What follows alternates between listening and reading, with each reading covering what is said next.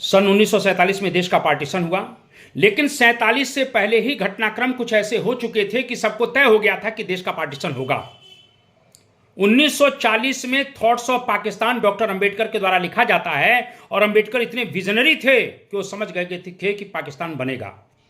1940 का जब लाहौर सेशन मुस्लिम लीग का होता है तो वहां जिन्ना की अध्यक्षता में मुस्लिम लीग का प्रस्ताव भी आ जाता है। 1943 में कुलना के कराची अधिवेशन जब मुस्लिम लीग का हुआ तो वहां डिवाइड एंड क्विट का नारा दे दिया गया, यानी बांटो और छोड़ो। मैं ये पूछना चाहता हूं कि जब देश का पार्टीशन तय हो गया था और देश का पार्टीशन धर्म के आधार पर होना था, तो विभाजन से पहले क्यों नहीं पाकिस्तान में जो कुलना के हिंदू रह रहे थे या हिंदुस्तान में जो मुसलमान रहे थे, उनके जान माल की सुरक्षा करके उनको कहीं न कहीं एक दूसरे के देश में क्यों नहीं पहुंचाया गया? आखिर गद्दी को प्राप्त करने के लिए इतनी जल्दी जिन्ना को क्यों थी? इस गद्दी को प्राप्त करने के लिए नेहरू को इतनी जल्दी क्यों थी? मैं कह रहा हूं कि ये दो गुनहगार उस समय के व्यक्ति हैं। एक का नाम है मोहम्मद अली जिन्ना और एक का नाम है पंडित जवाहरलाल नेहरू।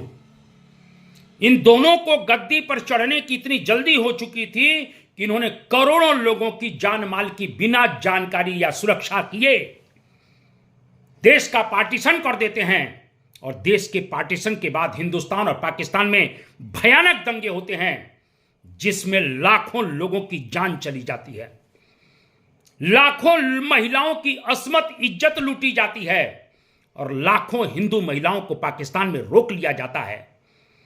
पेंडेरल मून की किताब है डिवाइड एंड विवट, उसमें रिकॉर्डेड 10.5 लाख लोगों की हत्या की बात की गई है।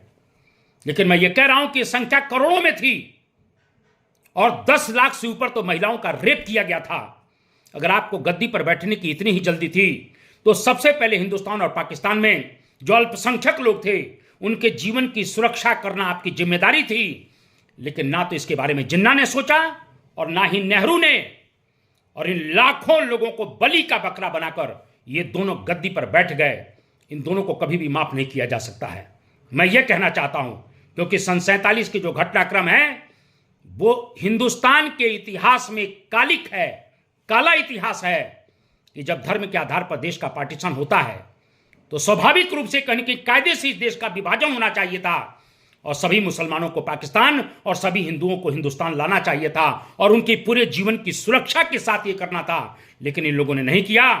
मैं कह सकता हूं देश का पार्टीशन और उसके पश्चात जो करोड़ों लोगों के ऊपर जुल्म, विशेष रूप से महिलाओं पर जो अत्याचार हुआ, उसके गुनहगार पंडित जवाहरलाल नेहरू और मोहम्मद अली जिन्ना थे। जय हिंद, जय भारत, वंदे मातरम।